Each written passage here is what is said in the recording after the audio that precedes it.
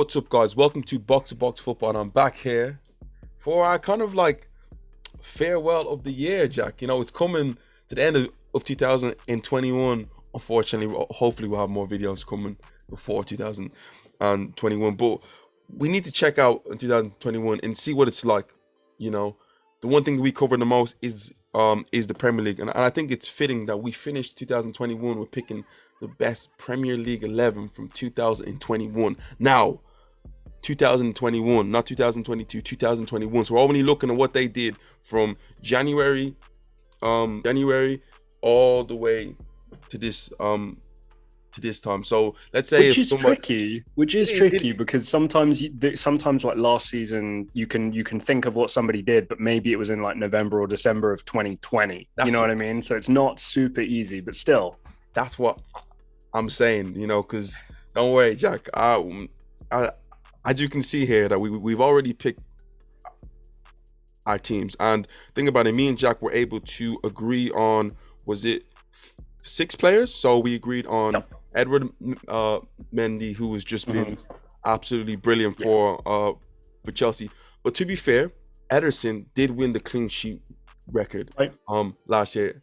And I'm not sure how many he got after January, but Jack, this year he's also leading the clean sheet tally with 10 already this season. And the only thing with Ederson is that you don't see him as much because he doesn't get that many shots taken on him. Me looking at the shot chart and like saves made, he's all the way down at 19th compared to other goalkeepers. But that's down to the way his team plays. João Cancelo, who's just been absolutely brilliant. You can argue he is the best left back in the world right now. Pep Guardiola wet dream. You know, I remember Jack's prediction of a Cancelo saying that he would be the reason why they win the league. You're only 2 years off, Jack. You're only 2-3 seasons only off. 2 years off. But again, looking at the two centre backs, Diaz, you can't really argue how amazing he was last season. And this year, he's really continued his form. And a player who was on his way out at Chelsea, especially during last year with Lampard, has really turned the way. And Rudiger has just been absolutely brilliant for Chelsea since January. Think about it, he hasn't signed a new deal yet. And well, James, this is the thing. Supposedly, there's been a pre-contract agreement that's already been signed in private with Real Madrid. So you know, I know we've briefly discussed this in the past, but this could be an unbelievable free contract summer coming up. Potentially even more unbelievable than the one we've just had. Although Messi moving for free is quite a big one, quite hard to beat. It's a mad one. And then we go into the middle. We've only agreed on one player, and that is Bernardo Silva. Jack, he's playing arguably the best football of his career. He's been absolutely brilliant for Manchester City. The beauty of Bernardo Silva as well, just to touch on him quickly, is he's not a stats player. He's not a player where you go, oh, look at these amount of goals, look at these amount of assists, chances created. He's the eye test guy. And anybody who's actually watching football matches knows how special Bernardo Silva is. I have no doubt that over the course of 2021, there's probably a good handful of players who are statistically better than Bernardo Silva. But again, if you've actually watched them play, you'll know he deserves to be in this team. And interestingly enough, he was on his way out of Man City in the summer, Jack. Could you imagine? Right. He's been Man City's best player this year, and he was on his way out. Just shows you how football can change. And then the one player that we're always going to agree on, and Jack, he might have his haters, but he's undeniable, and that's Mo Salah. And just what he's doing, he's topped the top goals scoring charts this season, also the assist chart. So he's been out of this world. But as you can see, we haven't agreed on 5 players. And just very quickly on Salah. For me, the improvement this year, for me, is he's doing stuff that is not being kind of given to him anymore. This isn't just Salah finishing off chances anymore. There's nothing on, and Mo Salah just pulls something out of his arse and scores. That's the kind of level of player we're talking about. Mo Salah is doing, in my opinion, Eden Hazard level stuff now, and that's the big difference for him this year. Why he's taken another step, if anybody even thought that was possible. For some reason, it was with Mo Salah. He's been absolutely brilliant in the PFA Player of the Year thing right now. So it's looking like a non-contest for me. But Jack, let's get into the right back situation. So we have 2 right backs in contention here. We have Trent Alexander-Arnold and Reece James. And recently we had a video on who was better and obviously if you're a Chelsea fan, you go for Reece James. If you're a Liverpool fan, you go for Trent. Now, Jack, this is a bit of a tough one because where do we go with this right now? What are you feeling in this situation here? Because both players have played to a high standard. Right. They've had their dips this season. But where and who would you pick, Jack? I'm going with Trent. I'm going with Trent. And I think what I'd say to you, James, is that Trent on a bad year is still actually pretty good. We can talk about how he maybe didn't play up to a standard that we expect of him or something of that nature. And, again, I know that separating, midway through last season isn't as easy, but we have to remember that Trent didn't play well for large parts of last season. But that was usually a little earlier in the year. It was later in the year where he started having good performances again. And from the right back position, we know how advanced he becomes, but the 7 assists he ended up getting for that season, 2 goals. And, if we're just kind of thrusting ourselves into the forefront of this year again, we're sat at 2 goals and 8 assists. So he's already beaten last year's tally. I'm sure he will have aspirations for 20 assists, maybe around that point from the right back slot. And what we have to remember, that's his job. That's his job. It's not the position. It's not the right back's job, but in this Jurgen Klopp team, it's Trent Alexander-Arnold's job to provide that delivery, set pieces, dead balls, all that kind of stuff. So to me, it's close. I don't feel super strongly about it. Reece James would easily be my number 2. I don't think that's up for debate. I'm sure maybe Trent is your number 2. But to me, I think Trent just edges it because of his recent performances this year, which I think equal out maybe how poor his performances were the season before. Man, stats is really taking over football, man. The fact that we're looking at a right back and we're talking about his assist stats is crazy. But Jack, you're right. But James, I think I don't know if I'd pull that up if we were talking about anybody else. Do you know what I mean? Like, I feel like it's a very Trent type of position. And that is really large part of what he brings to this Liverpool team. You know what I mean? So I do feel like it's only Trent we would talk about in the right back spot using this kind of language. I don't know if we would use the same language for somebody like Reece James. You know what I mean? Reece James has been brilliant, but I'm happy to go for Trent in this situation here. He started this year like a house on fire. Both of them have started this year like a house on fire, but I'm just going to edge Trent ahead. Let's move on to the center of midfield position. Let's look at the holding part. Jack, so who do you have in as your holding midfielder? I've got Thomas Souček. And I like that. Yeah, and I know a lot of people might think that maybe this is me kind of I'm using a kind of a Jorginho argument here, which a lot of people won't like because I've used it the other end of the argument against Jorginho. But James, common denominator in success. Thomas Souček single-handedly was winning from holding midfield to central midfield, was winning West Ham a lot of games last year, whether it was really, really important goals. I believe it was 10 goals last season. Again, I know that's not spread all into 2021, but still. And then I think that we see a little bit of a drop off in terms of his production. And if you actually look at his, tackles, interceptions, goals, chances created, there's been a drop off in his performances, his scalable performances that we can actually identify using statistics. But what I would say, James, is I feel like he's now a real kind of linchpin for this West Ham team, and he is allowing the other players around him to play and to get better. For me, most underrated player in the Premier League, I've thought this for a little while now, is Jarrod Bowen. I've seen Jarrod Bowen explode. I think Michail Antonio we've seen play brilliant since Souček's been in the team. Declan Rice has come on leaps and bounds as well, and all those kind of attacking players just behind the striker have started playing well too.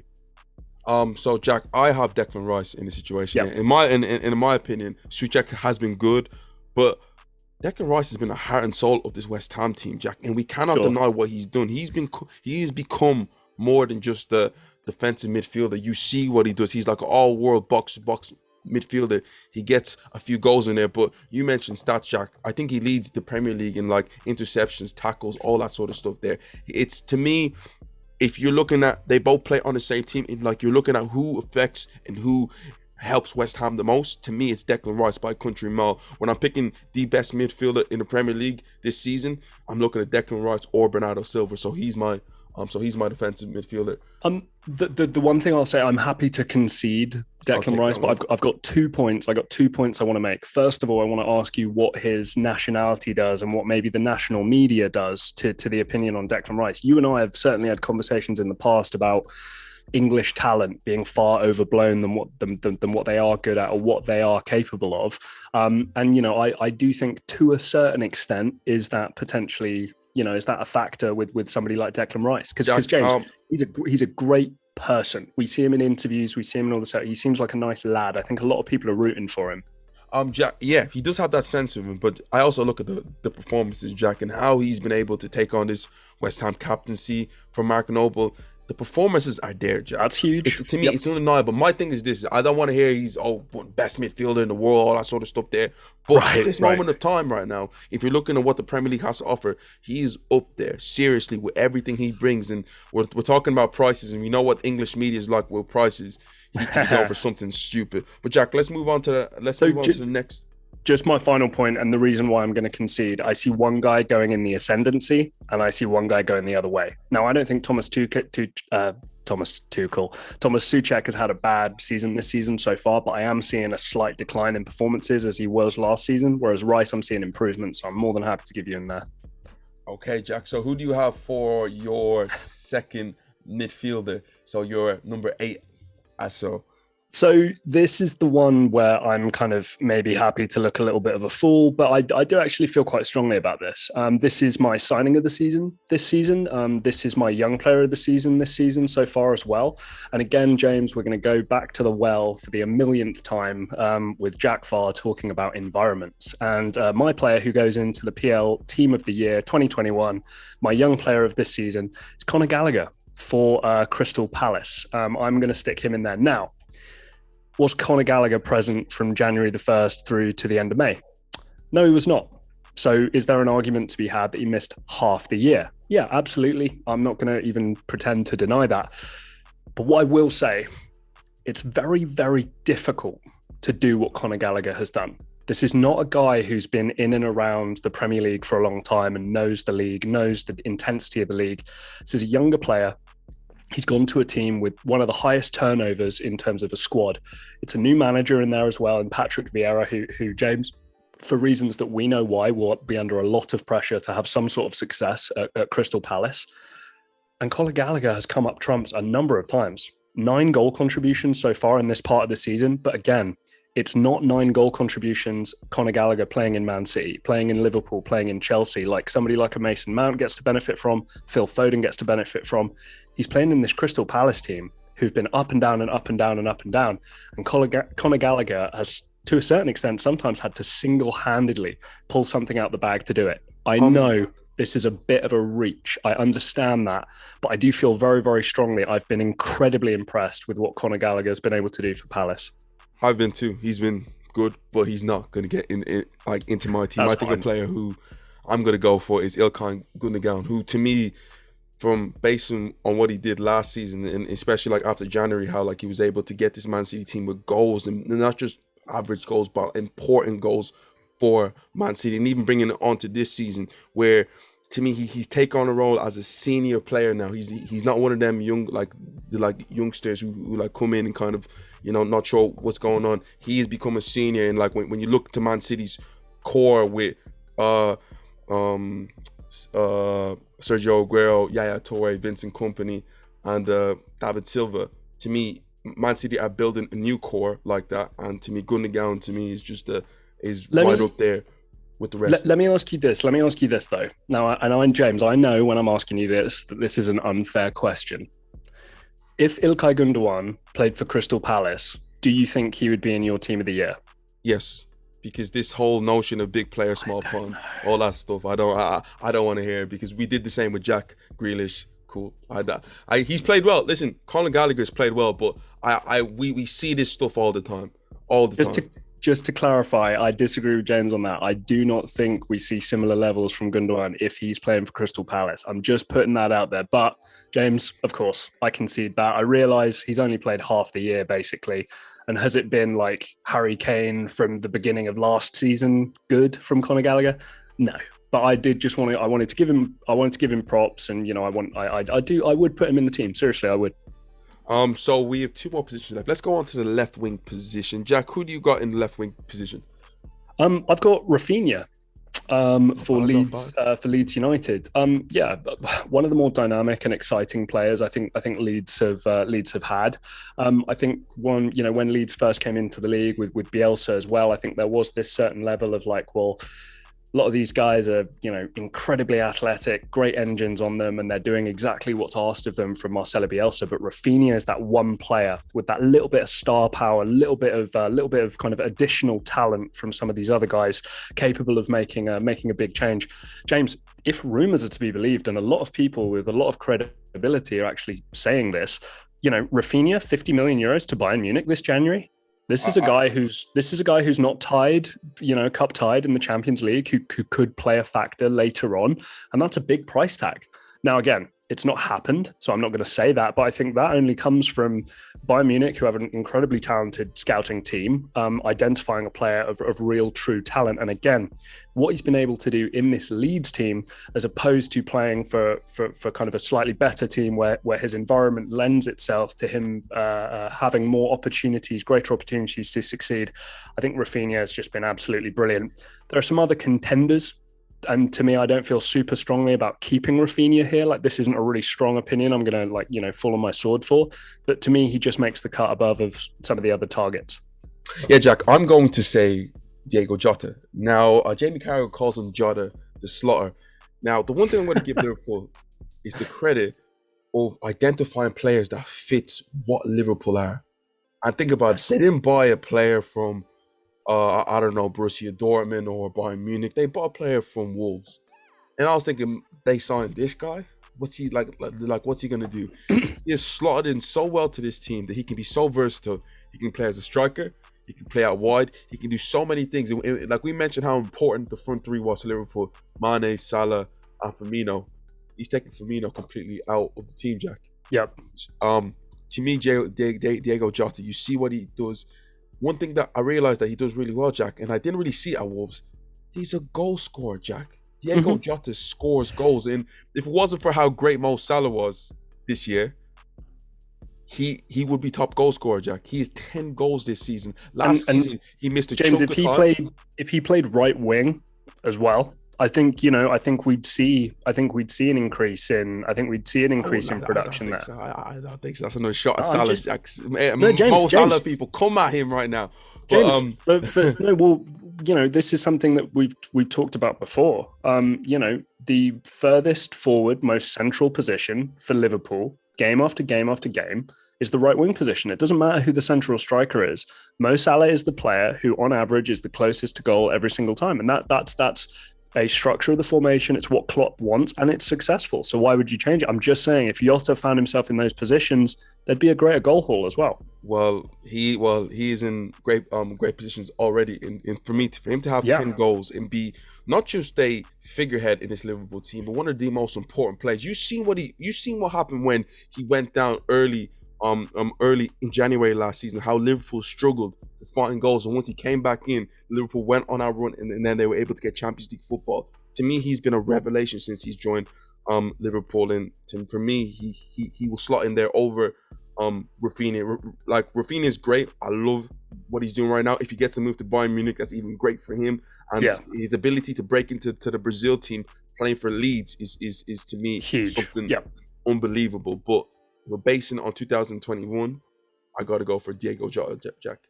Yeah, I mean, I think it's close. Again, I do think that Jota again is a beneficiary of the system. Do I think Jota as a player has gotten that much better from playing at Liverpool? No, but do I believe that playing for Liverpool, playing in this great Jurgen Klopp team with these better players around them, that's why the production has increased. In the same way, I think if Rafinha was in that spot in that team, we'd see greater production. This one's closer to me, and I do feel, What do we think Jota's play time is? How often has he come off the bench, James? So in 2021, even in January, February? He doesn't, to be fair. He came off the bench 2 or 3 times. He's mainly a starter for Liverpool, to be fair. I just look at, for me, I don't know what Rafinha did last season as much, and to me that's what tips the edge for Diego Jota. So he's had, since January and onwards, he's been fantastic overall.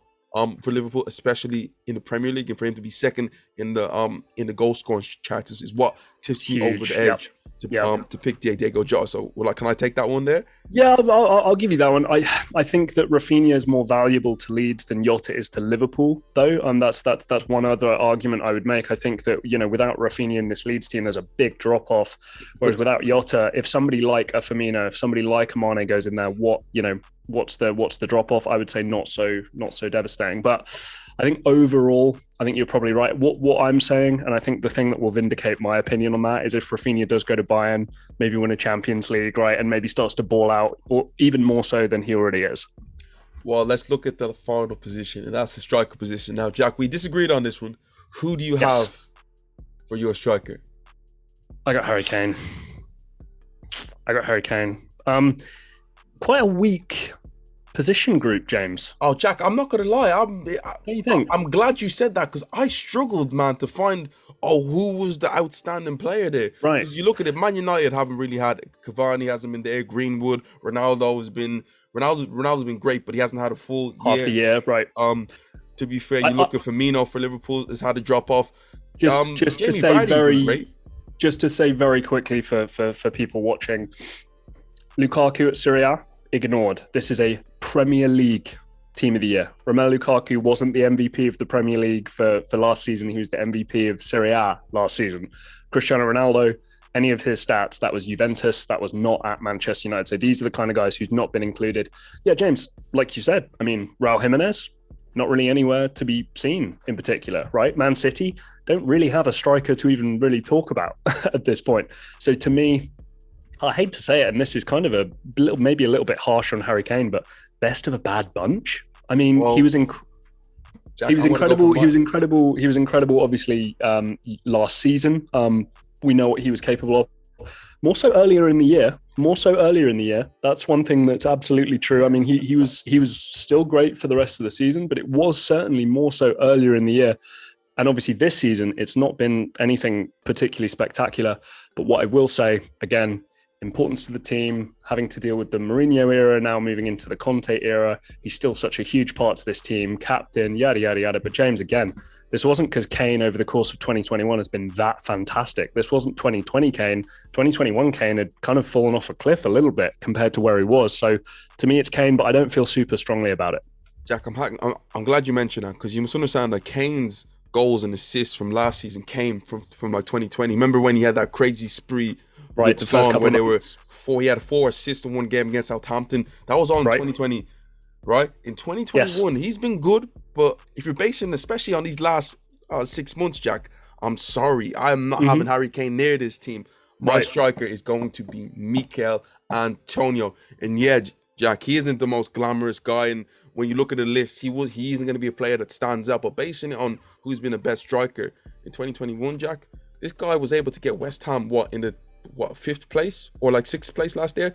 West Ham got into the Europa League and he was a vital part in it. This season, he's had injuries here or there and it has affected West Ham. But when he was fit, when he is fit, he scores goals. 7 goals this season, Jack. And at a time when West Ham were competing for a Champions League spot.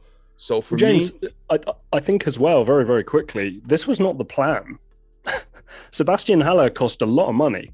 And Sebastian Haller is going to be the number 9 for this West Ham team for the next 5, 6, 7, maybe more years, right? And now he's doing well at Ajax. Credit where credit's due. He's doing great. Fine. Fair play. But this wasn't part of the plan. This has kind of been dumped on Mikel Antonio, and Mikel Antonio has stood up, puffed his chest out, and delivered for this team. And again, this is not just I'm big, strong, and athletic that we know that Mikel Antonio is. Let's not get it twisted. He's an absolute monster. Mikel Antonio is scoring some nice little technical goals inside the box too. So yeah, credit where credit's due. Again, to me, this is kind of probably the worst performing position group, I would say, of the year of 2021, which is kind of crazy. I'm more than happy to give it to Antonio if you like. I'm a little salty about Rafinha at left wing, but I don't mind that. I guarantee you this right now. No one knows right now. We've missed out on so many players. Arsenal fans are going to bring out the fact, where's Gabriel, Ben White, Emil Smith-Rowe, and all them guys there. Liverpool fans, Man City, who won the league and topped the league now, they probably want more players in there. James, Man not a United, maybe single, Bruno. not a single Man United player on Not there. a single Put that out Manchester there. United player. Like Man United, let us know. Chelsea, should you have more players? You're like European champions. Let us know, guys. Comment down below. Let us know how you feel about this team and who was left out, who was snubbed. Comments down below, guys. Thanks for watching. This is Box to Box Football, and we will see you next time.